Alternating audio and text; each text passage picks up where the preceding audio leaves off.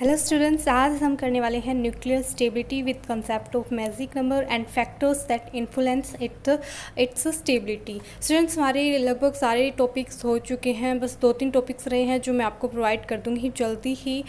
अगर आप मेरे चैनल पे नए हैं या फिर आपने मेरे चैनल को अब तक सब्सक्राइब नहीं किया है तो प्लीज़ पहले सब्सक्राइब कर लीजिए। ये करते हैं स्टार्ट न्यूक्लियर स्टेबिलिटी।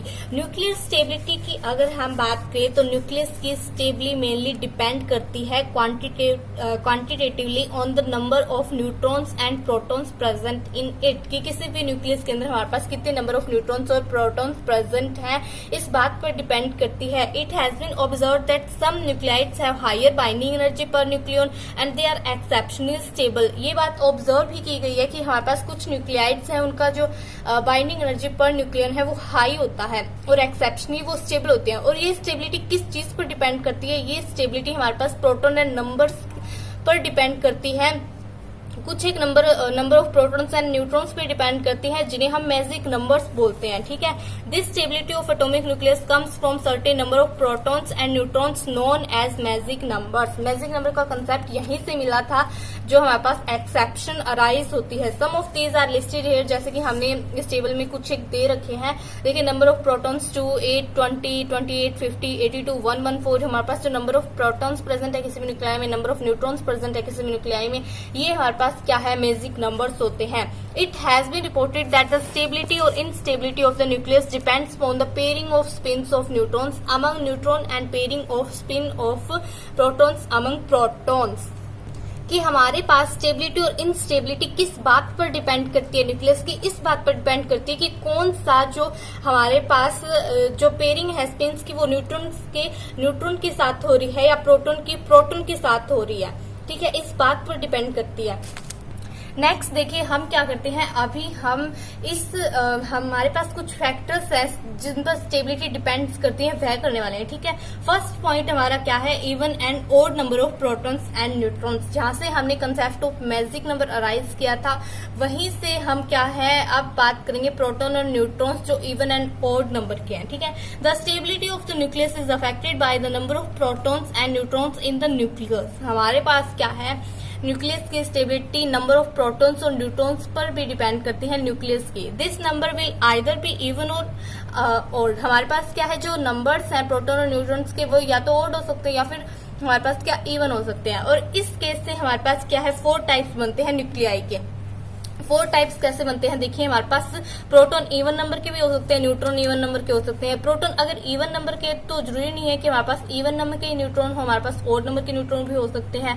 प्रोटॉन अगर ओड नंबर के हैं तो हमारे पास जो न्यूट्रॉन है वो इवन नंबर के भी हो सकते हैं और ये या फिर ओड नंबर के हो सकते हैं। तो ऐसे करके हमारे पास 4 टाइप्स बन गए। ये 4 टाइप्स बन गए। आउट ऑफ दीज 4 हमारे पास क्या है, 85% जो न्यूक्लियाई है वो कंसिस्ट करती है even number, even proton and even neutron. और हमारे पास स्टेबल न्यूक्लियाई जो ओड प्रोटॉन की और ओड न्यूट्रॉन की होती है, वो हमारे पास केवल 4 होती है। ठीक है, ओनली 4 होती है हमारे पास। बाकी की जो पेंडिंग रहेगी, रिमेनिंग रहेगी हमारे पास 2 टाइप्स की न्यूक्लियाई, वो हमारे पास क्या होती है, लगभग इक्वल होती है। देखिए, 55 और 50। ठीक है, एट प्रेजेंट हमारे पास क्या है, at present out of about 900 known nuclides only 272 nuclides are stable. हमारे पास क्या है, 900 जो नॉन न्यूक्लियाइड्स है उनमें से 270 न्यूक्लियाइड्स ही स्टेबल हैं। ये देखिए, यहाँ पे ऐड कर दें इनको तो क्या हो गया, 272। नेक्स्ट हमारी जो फैक्टर है वो क्या है, neutron to proton ratio N by में पी रेशियो। ठीक है, ये काफी इंपॉर्टेंट है। इनमें जो एक ग्राफ है वो भी काफी इंपॉर्टेंट है।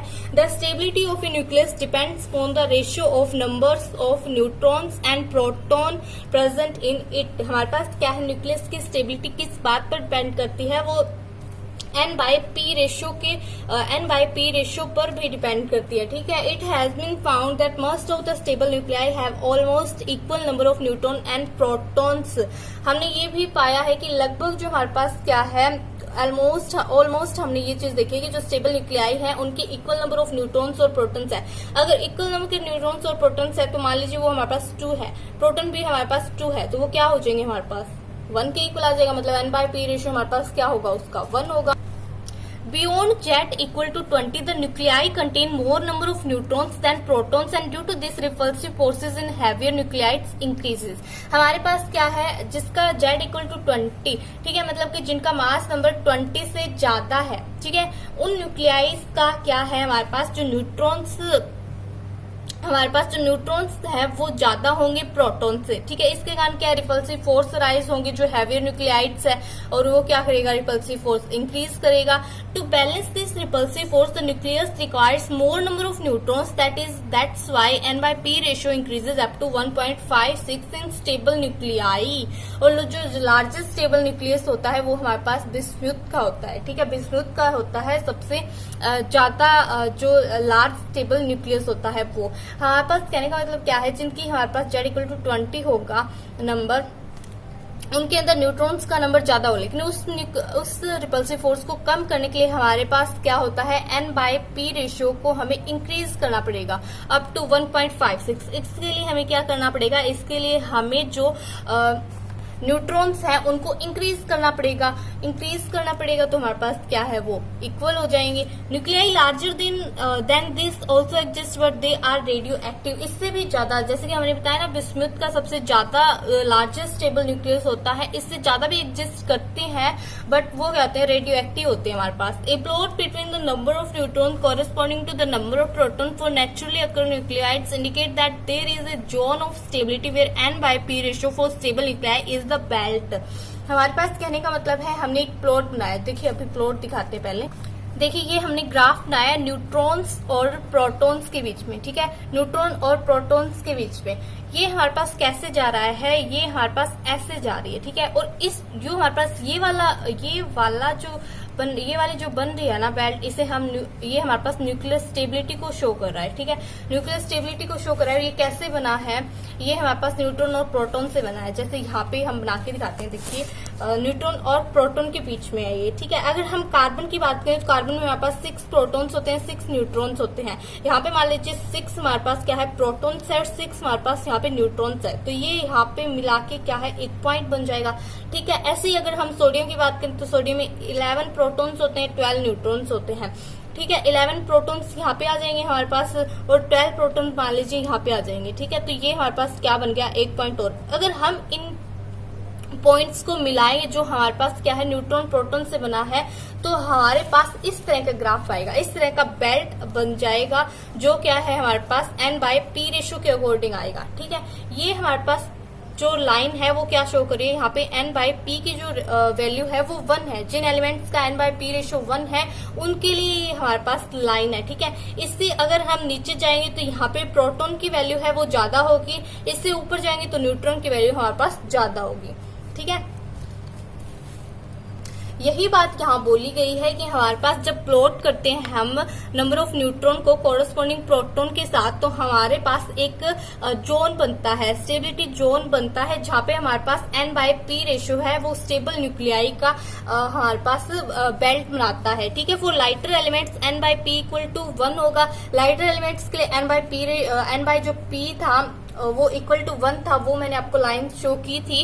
And for stability of heavier elements the ratio N/P greater than 1। Heavier elements के लिए हमारे पास जहाँ पे डार्क सर्कल कर रखा था वो ग्रेटर देन 1 के लिए था। If the ratio N/P is outside this belt it is unstable. अगर हम बात करें रेशियो N/P के आउटसाइड की, ठीक है, आउटसाइड अगर हम जाएं and undergo radioactive decay till its N/P ratio approaches to favourable 1/4 stability, तो हमारे पास वहां पे डीके होना स्टार्ट हो जाएगा। मतलब N/P अगर 1 हो या 1 से ग्रेटर हो फिर तो ठीक है, लेकिन इससे आउटसाइड जाता है, जो हमारे पास स्टेबिलिटी जोन है इससे आउटसाइड जाता है, चाहे वो लेफ्ट में जाए चाहे वो राइट में जाए, तो हमारे पास क्या होगा, डीके होना स्टार्ट हो जाएगा। वो सब्सटेंस, वो एलिमेंट, ठीक है, वो डीके होना स्टार्ट हो जाएगा। कब तक डीके होगा, जब तक उस जोन में वो वापस नहीं ले आता है इससे, ठीक है। If the N/P ratio is too high it tends to emit beta particles. अगर ज्यादा ही हाई होगा N/P रेशियो तो हमारे पास क्या है, वहां पे बीटा पार्टिकल्स बनेंगे। अगर वो N/P रेशियो लो होगा